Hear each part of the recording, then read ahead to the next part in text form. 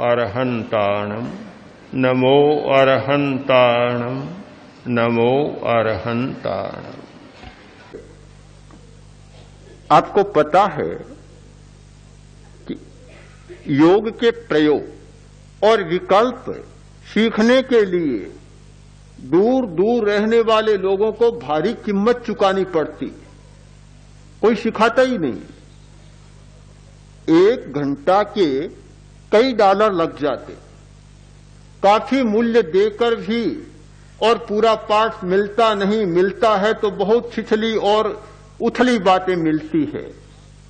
कोई आदमी पहले तो गहन विद्या को जानता नहीं, और जानता है तो देना नहीं जानता। औरों की बात तो छोड़ दें, खराब विद्या को भी देना नहीं चाहता। जेब कतरा न्यायाधीश के सामने खड़ा, न्यायाधीश ने पूछा कि तुमने इसकी जेब कैसे काटी? बोला, हजूर मेरी विद्या में 100 रुपया देने पर भी किसी को नहीं सिखाता। आप पूछते हैं कैसे काटी? खैर आप बड़े हैं, जज हैं, न्यायाधीश हैं, मेरे मालिक हैं, दूसरों को तो 100 रुपया देने पर भी नहीं सिखाता। आप चाहें तो आपको 10 रुपये में सिखा सकता हूं कैसे काटे।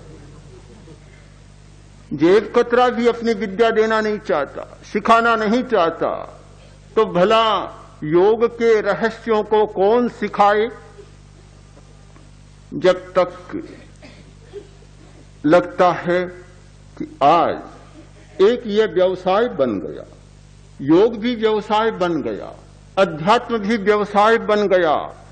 कहीं देखो प्रवचन सुनना है तो भी फीस लगेगी, आसन सीखना है तो फीस लगेगी, ध्यान का पाठ पढ़ना है तो फीस लगेगी। बिना फीस के कोई बात ही नहीं है, बिना रुपये के भगवान का दर्शन ही नहीं होता।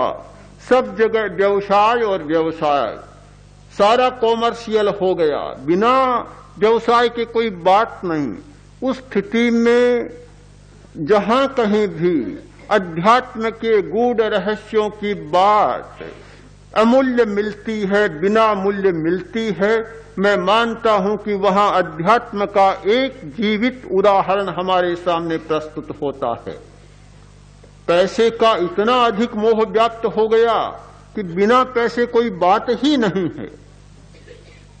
सौभाग्य मानता हूं हमारे संघ में यह स्थिति चल रही है कि जहां कोई फीस की बात नहीं और योग विद्या के, अध्यात्म के गूढ़ से गूढ़ रहस्य जनता के सामने प्रस्तुत हो रहे। प्रश्न होगा कि विकल्प की खोज करें, उल्टी बात हो जाएगी। क्या हम सारी बुराइयों को बदल दें? क्या बीमारियां मिट जाएं? तो फिर क्या आदमी को कर्म नहीं भुगतना पड़ेगा? अपना किया हुआ सारा छूट जाएगा? प्रश्न होगा मन में। इसका बहुत समाधान जरूरी है। जब तक इसका समाधान नहीं होगा, हम पूरी तीव्रता के साथ, पूरी शक्ति के साथ इस काम में आगे नहीं बढ़ सकेंगे। यह कैसे होगा? क्या कोई तमाशा है कि जब चाहा प्रयोग किया और सब ठीक हो गया, तब तो फिर कर्म का अर्थ ही क्या रहा? मैं कर्म शास्त्र की दृष्टि से, सैद्धांतिक दृष्टि से इस विषय को प्रस्तुत करना चाहता हूं कि हमारे जीवन में 2 धाराएं साथ साथ चल रही है। एक कर्म के उदय की धारा, दूसरी कर्म के विलय की धारा, क्षयोपशम की धारा। औदैक भाव और क्षयोपशमिक भाव दोनों हमारे जीवन में साथ साथ चलते हैं।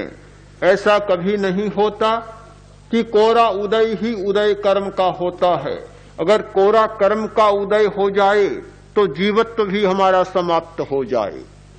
बिना कर्म विलय के, क्षयोपशम के, कर्मों को शांत किए बिना हमारा अस्तित्व भी नहीं रह पाता। हमारे अस्तित्व के लिए जरूरी है कि हमारी चेतना जागृत रहे। हमारी चेतना निरंतर जागृत रहती है। एक क्षण भी ऐसा नहीं आता जबकि हमारी चेतना जागृत न हो। जीवो अजीवत्तनम पाविज्या। यदि चेतना सर्वथा ढक जाए तो जीव अजीव बन जाए, चाहे कितना ही गहरा बादल हो, अंधकार होगा, पर दिन है ये बात हमारे सामने साफ रहेगी। रात और दिन का अंतर बराबर बना रहेगा। अगर वह अंतर न रहे तो फिर दिन और रात में कोई फर्क ही नहीं हो सकता। कितना ही गहरा आवरण हो, हमारी चेतना की निर्मलता कभी समाप्त नहीं होती, दोनों होती है। अब ये हमारा काम है कि चेतना से काम लें या कर्म से काम लें। हम स्वतंत्र हैं, इसके लिए हमारी स्वतंत्रता है। इस स्वतंत्रता का उपयोग करना ही ध्यान का प्रयोजन है। हम अपनी स्वतंत्रता का पूरा उपयोग करें। हम जब चाहते हैं तो चेतना से काम ले सकते हैं, हम चाहते हैं तो मूर्छा से काम ले सकते हैं। एक तरफ मूर्छा की धारा, दूसरी तरफ चेतना की धारा, जागरूकता की धारा। जागरूक भी रह सकते हैं, मूर्छित भी हो सकते हैं। एक बार एक प्रश्न आया, एक भाई ने पूछा कि इंद्रिय से देखना, आंख से देखना किसका काम है? चेतना का काम। तो उसने कहा कि मेरी आंख कमजोर है, मैं चश्मा लगाता हूं, जब चश्मा लगाता हूं तो देखने लग जाता हूं, चश्मा उतार देता हूं तो दिखना बंद हो जाता है। फिर कर्म का क्या रहा? ये तो मेरी इच्छा रही, जब चाहूं तब देखूं और जब चाहूं तब न देखूं, दिखना बंद हो जाए। सचमुच अपने हाथ की बात है।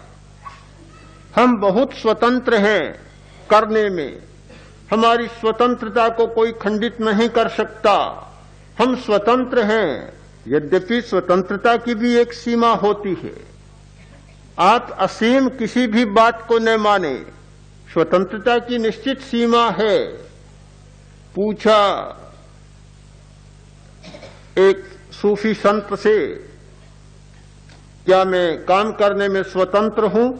कहा स्वतंत्र हो। तो क्या मैं पूरा स्वतंत्र हूं कि नहीं? पूरे स्वतंत्र नहीं हो। यह कैसे हो सकता है? उसने कहा खड़े हो जाओ। खड़ा हो गया, पैर को सीधा करो। खड़े होकर और एक पैर को सीधा कर दिया। तुमने कैसे किया पैर को स्वतंत्र? कि मैं स्वतंत्र हूं पैर को सीधा करने में। कहा अब दूसरे पैर को और सीधा करो। गिर जाऊंगा, कैसे करूं? देखो तुम परतंत्र हो। एक पैर को सीधा करने में तुम स्वतंत्र हो, पर दोनों पैरों को सीधा करने में तुम स्वतंत्र नहीं हो।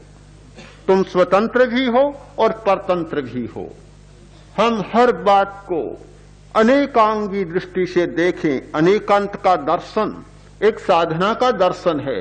हमने कोरा तत्ववाद का दर्शन मान लिया, हमारे जीवन व्यवहार का दर्शन है, साधना का दर्शन है। इसे समझे बिना साधना के रहस्यों को नहीं समझा जा सकता। इसे समझकर ही हम साधना के रहस्यों को समझ सकते हैं। हम दवा का भी प्रयोग करते हैं।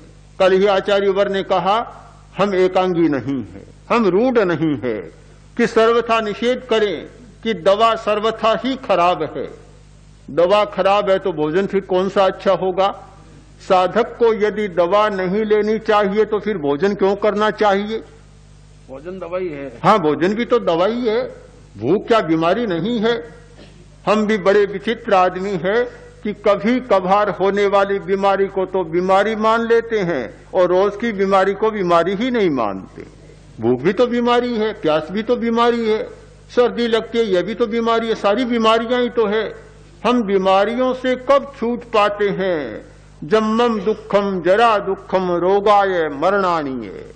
दुखों के चक्र से तो घिरे बैठे हैं, रोज बीमारियों को भुगत रहे हैं, बीमारी से इस शरीर में कभी छूट नहीं पाते, किंतु वे बीमारियां इतनी परिचित हो गई, परिचित कि परिचित को कोई भी भौंकता नहीं है। कुत्ता भी नए कुत्ते को भौंकता है, परिचित हो गया फिर हजम हो गया, बस नया कोई भी आ जाए ऐसा संग्राम शुरू होता है कि देखते ही बनता है। और भारी लड़ाई होती है, न जमीन बांटनी, न कोई धनमाल बांटना, संपत्ति का विभाजन नहीं।